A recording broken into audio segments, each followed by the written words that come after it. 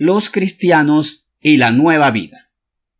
Después de varios temas que nos han llevado a tener una visión adecuada de la resignación, la culpa, la soberbia y el gozo, es buen momento para que nos sintamos preparados para entrar a la nueva vida que Cristo nos da. Para esto debemos morir a nuestra antigua naturaleza. Esa naturaleza estaba atada por pensamientos y sentimientos inadecuados y que eran dueños de nuestras almas. Por eso, la muerte de nuestra carne es necesaria para poder nacer de nuevo. Y esto lo dijo Jesús bien claro, se lo dijo a Nicodemo y quedó reflejado en el Evangelio de Juan, capítulo 3, versículo 3, con estas palabras. De cierto te digo que el que no naciere de nuevo no puede ver el reino de Dios. En mi experiencia personal y animando a muchas personas a que nazcan de nuevo, he visto que una vez que se confiesa a Cristo como Señor y Salvador, podemos tener el entusiasmo para emprender la nueva vida, pero hay dos enemigos que nos pueden derribar. Si no identificamos a esos enemigos y los vencemos a tiempo, ellos nos pueden ganar a nosotros. Por eso mucha atención e identifiquemos hoy si nosotros estamos siendo víctimas de uno de esos dos enemigos o de los dos enemigos al mismo tiempo, o si por el contrario ya los vencimos para estar felices y seguir adelante. Estos son los enemigos: el miedo a lo que vendrá y el gusto por lo que se abandonó. El miedo nos afecta en varias formas. Muchas veces caminamos lento en la vida espiritual porque no sabemos qué vendrá y tememos a lo desconocido, así como cuando somos excursionistas. Bueno, con la actitud del excursionista prudente, el sabio, el que reconoce que hay caminos que son peligrosos y no los maneja en detalle, hagamos lo necesario. ¿Qué hace un excursionista? Busca una buena guía y buena protección. Guía y protección para en esta nueva vida espiritual no tropezar y poder caminar con más velocidad, con más diligencia, para no quedarnos ahí parados. Ahora, ¿qué pasará? Para no perdernos tenemos entonces como guía y protector al Espíritu Santo y la palabra de Dios. En Romanos 8:14 se nos garantiza la guía del Espíritu Santo, ya que somos hijos de Dios. Es necesario saber y entender esto para confiar que no hay razones para equivocarnos de ruta en el nuevo camino. El nuevo camino de nosotros es Jesucristo. Estas no son palabras que yo digo por decir. Jesús mismo lo dijo, recuerden. Yo soy el camino, la verdad y la vida. Pero ahora vamos a Romanos 8:14. Con palabras precisas, breves y muy claras, el apóstol Pablo nos dijo esto en Romanos 8:14. Porque todos los que son guiados por el Espíritu de Dios, estos son hijos de Dios.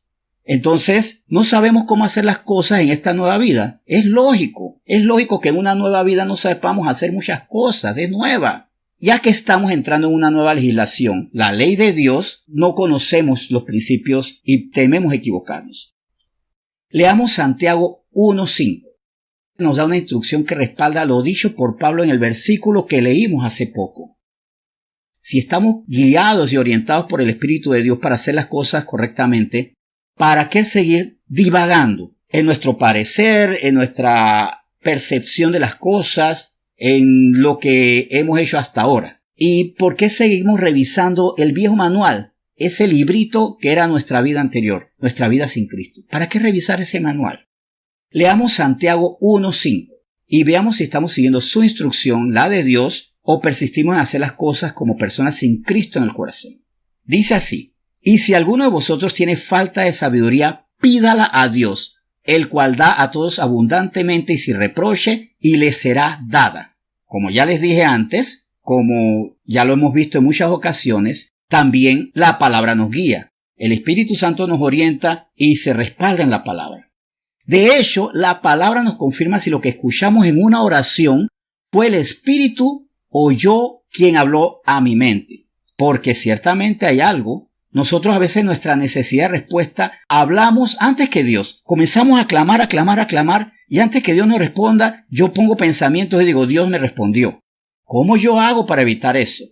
El Espíritu Santo nunca va a contradecir la palabra de Dios. Siempre va a decir algo respaldado por la palabra de Dios. Así que si yo escucho esa voz que me dice, haz esto, verifico si eso es bíblico. Es bíblico que entonces vaya y golpee a mi jefe en el rostro. Es bíblico que entonces abandone a mi esposa y a mis hijos. Es bíblico que acepte ese dinero sospechoso, mal habido.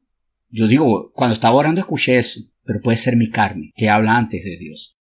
Por eso el Salmo 119, versículo 105, nos garantiza que la palabra de Dios es la luz que nos revela la voluntad de Dios. Como luz también nos muestra a Cristo. ¿Queremos conocer a Cristo? Leamos la palabra. ¿Queremos conocer al Padre o al Espíritu Santo? Leamos la palabra. Entonces, en ese sentido, los invito a que leamos el Salmo 119, 105. Lámpara es a mis pies tu palabra y lumbrera a mi camino. La palabra de Dios está donde puedo caer, en mi andar, en lo que hago todos los días, en mi forma de andar en el trabajo, en la forma en que ando en mi matrimonio, en la manera en que voy avanzando en mi vida familiar, o a veces no avanzando, desviándome en mi vida familiar, en mi área financiera. Por eso es lámpara a mis pies, iluminando el camino. Con esta palabra evito dos cosas, al ser lámpara a mis pies.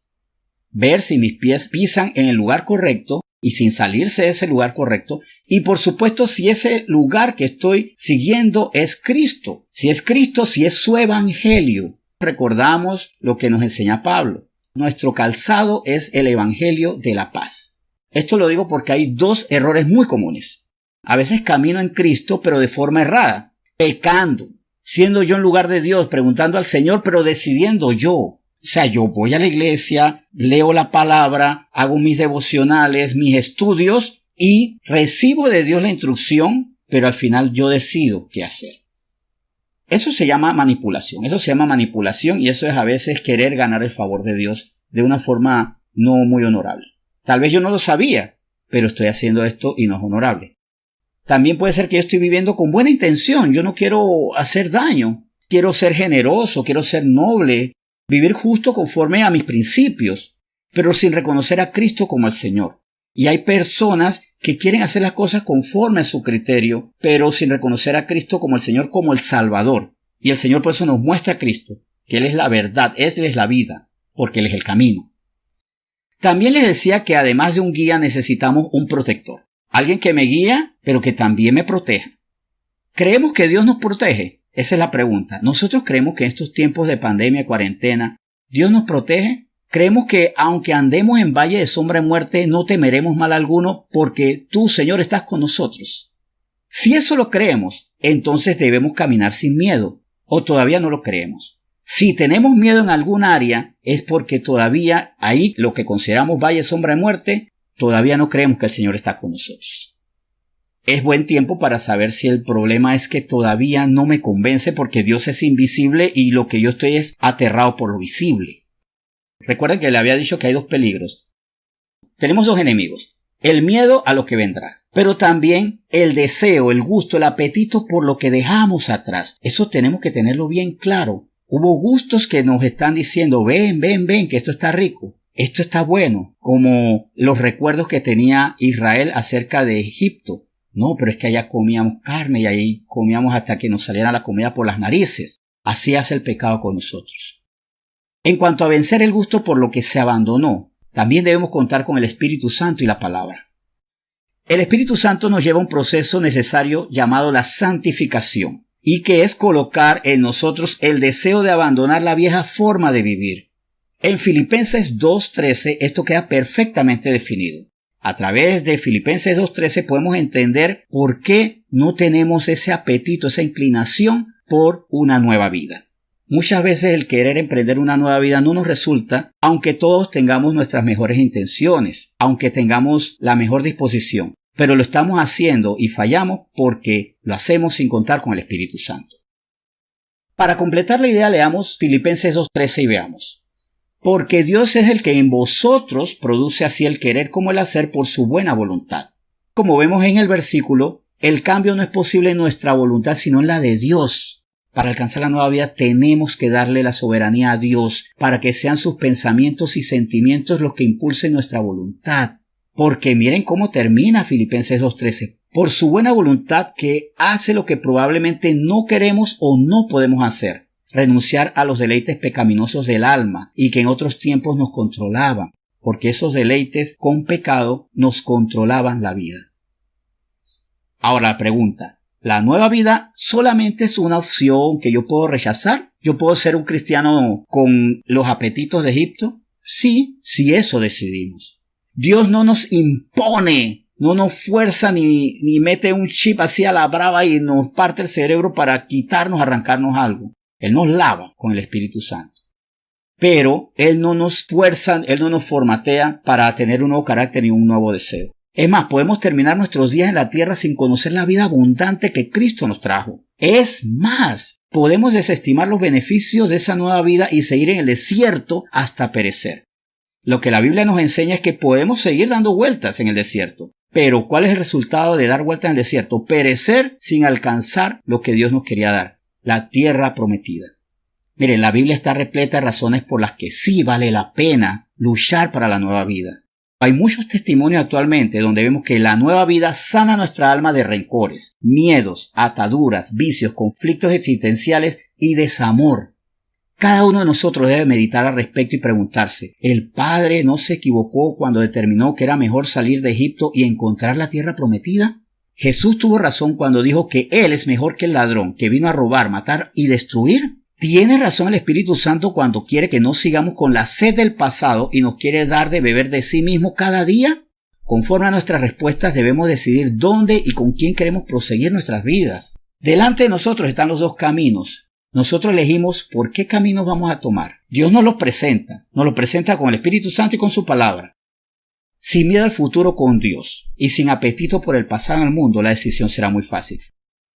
La gran reflexión de hoy es esta. ¿Por qué no he entrado a la nueva vida?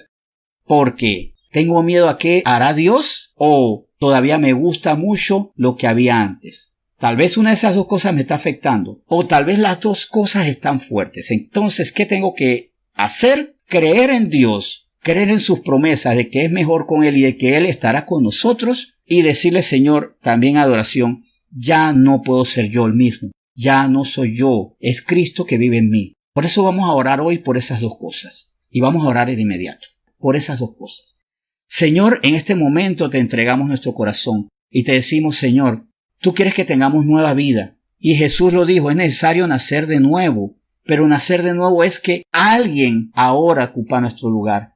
Y es Cristo mismo. Es el Espíritu que nos da nueva vida. Pero nuestra carne dice, no, yo no quiero morir. Y por eso nos habla a través de muchas formas, pero siempre formando en nosotros la duda, siempre incentivando en nosotros la duda, siempre diciendo, cuidado, con Dios tú puedes perecer, puedes perder muchas cosas, puedes perder fama, poder, dinero, popularidad, reputación, puedes perder muchas cosas, hasta el amor de gente. Y muchas veces empezamos por perder el amor de personas que nos amaban en la carne y ahora que nosotros queremos amar en el Espíritu, no la aceptan. O tal vez dice la carne, tal vez está diciendo la carne en este momento, pero en Egipto hay cosas ricas, hay esclavitud, pero vale la pena porque al final vas a recibir deleites. Entonces, si ese es mi problema, Señor, hoy te digo, hay dos confesiones que debo hacer. Señor, tengo un poco de miedo, o tengo mucho miedo por lo que tú harás, y eso quiere decir que todavía no creo en ti, y voy a adorar, a buscarte, a amarte y conocer tu palabra, para que a través del Espíritu y la palabra yo crea en ti y ya no tenga miedo. Pero Señor, también yo tengo que hacer algo que tú no me puedes arrancar, porque tú no nos tratas como muñequitos, como títeres, como computadoras que se formatean. Tú no nos vas a quitar, aunque tienes el poder, pero no lo haces por tu propio principio, por tu forma de ser y porque pusiste en nosotros libre albedrío, tú no pusiste en nosotros algo forzado. Tú pones en nosotros el deseo. Tú eres quien pone el deseo de nosotros a renunciar al pasado. Por eso en el Espíritu, y si tengo en la carne esos anhelos, en el Espíritu, Señor, yo digo, quiero renunciar al pasado, a los apetitos pecaminosos del pasado. No renunciar a mi matrimonio, renunciar a mi paternidad, renunciar a mi trabajo, sino a mi forma pecaminosa de llevar el matrimonio, la crianza de mis hijos, de trabajar y de muchas otras cosas.